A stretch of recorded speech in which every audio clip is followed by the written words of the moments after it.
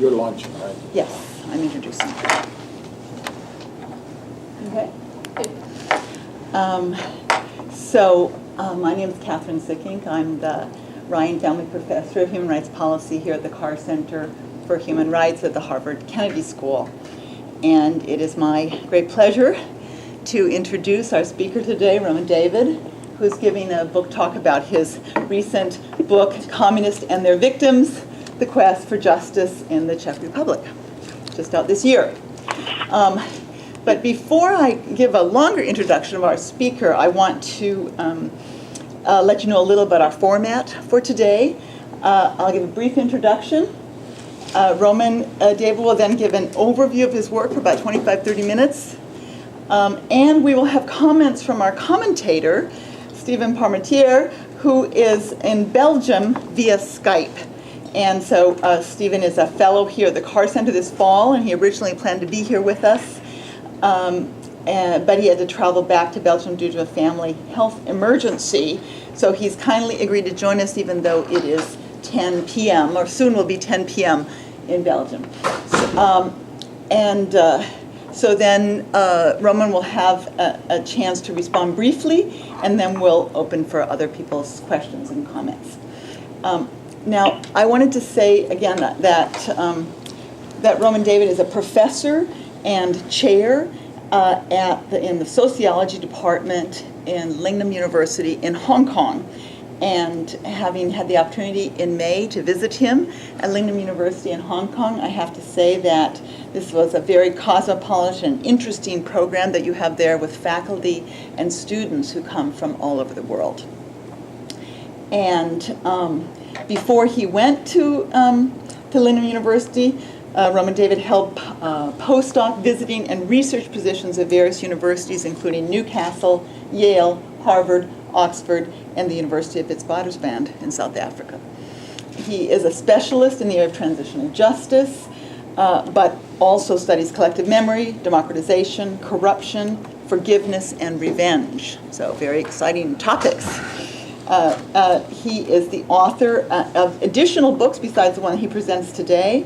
One, Lustration and Transitional Justice, from University of Pennsylvania Press in 2011, and which won the Concept Analysis Award by the International Political Science Association in 2012. And in addition, he also has a book coming out. Is it already out this year or coming out this year? Coming out this year. Coming out this year. So 2 books in 1 year, which is an impressive thing.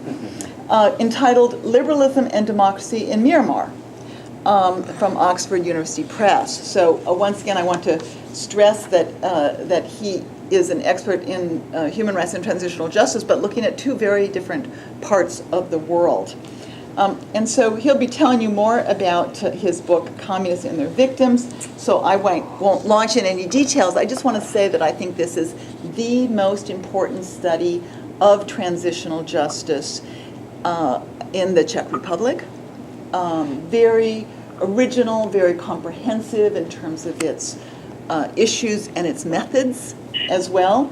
And because, as Roman tells us, the Czech Republic is the most important case of transitional justice in Eastern Europe, it's something important to be able to tell us about the Czech Republic, because we're really learning the country in Eastern Europe that has done the most with regard to transitional justice.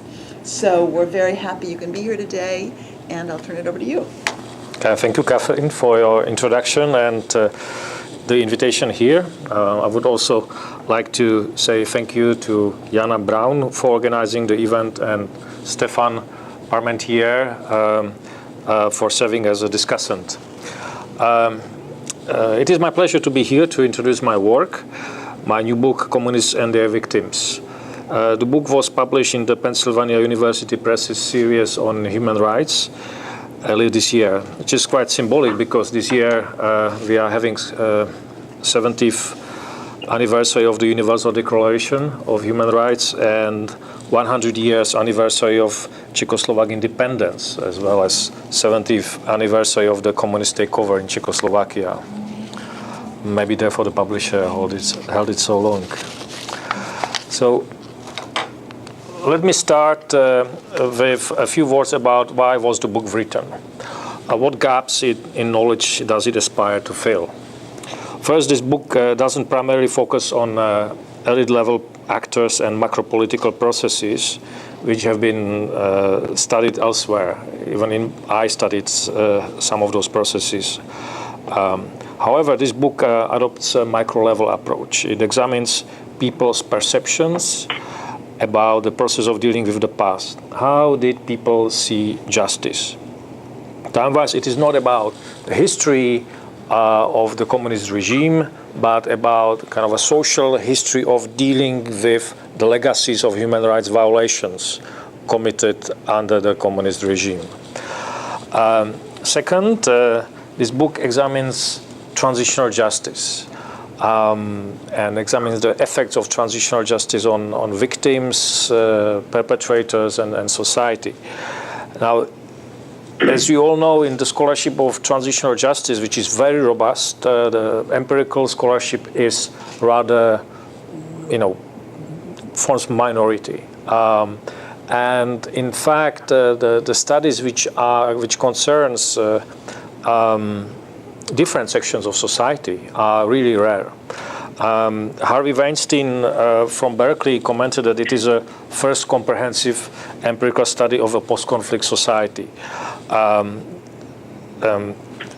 Third, the book is motivated by kind of my citizenship concerns about political development in Europe, especially in view of Russia's interferences and historical revisionism.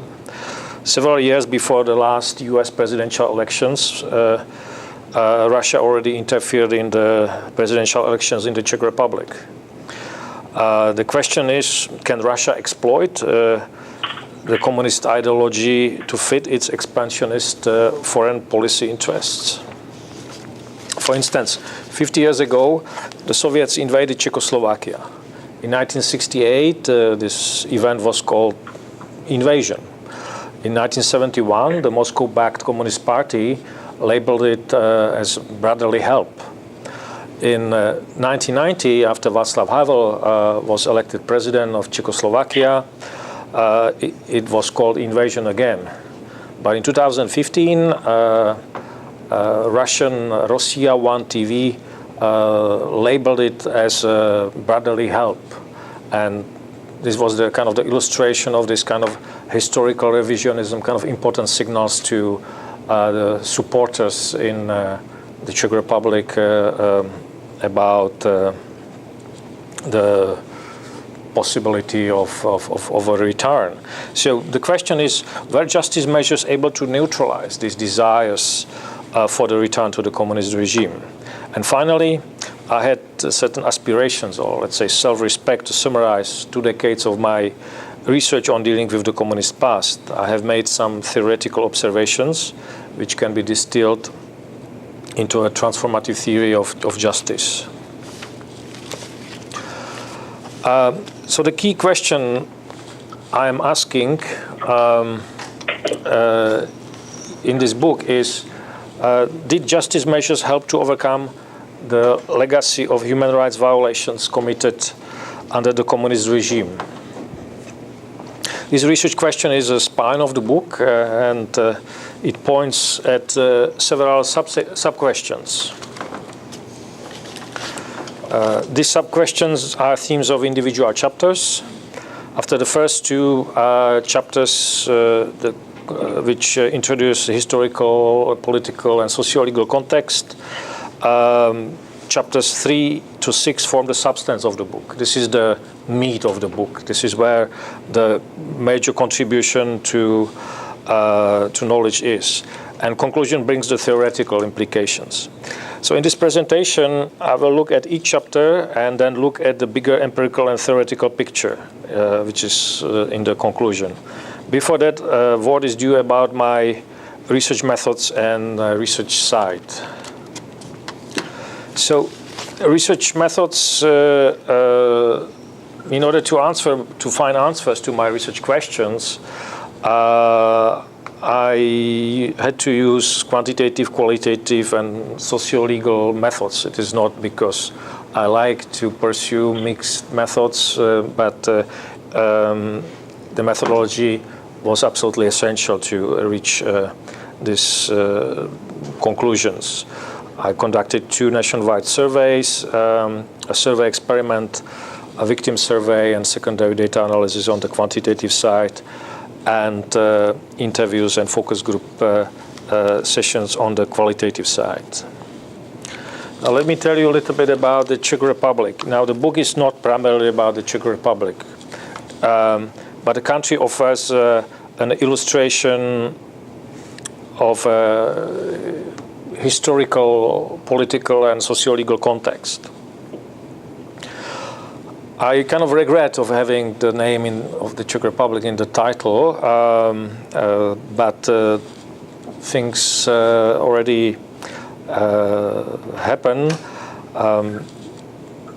But the suggestion is it is not primarily a country study per se. What is important to point out is that the country, which provides this kind of contextual framework, has been chosen because it has a history of human rights violations, of gross human rights violations.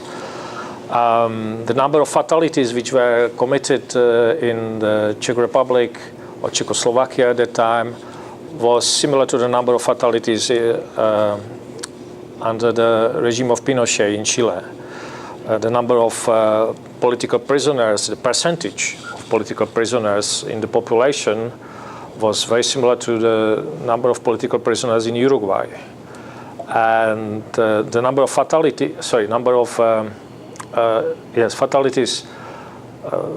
people who were shot during the Cold War era trying to escape to the West was twice as much as in East Germany. The second reason why the Czech Republic is an important case is that after 1989, Czech Republic became really a leader in transitional justice programs among the post-communist countries.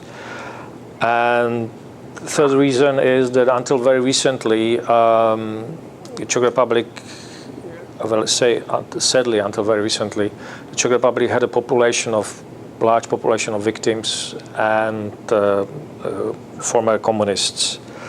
So all of these factors enable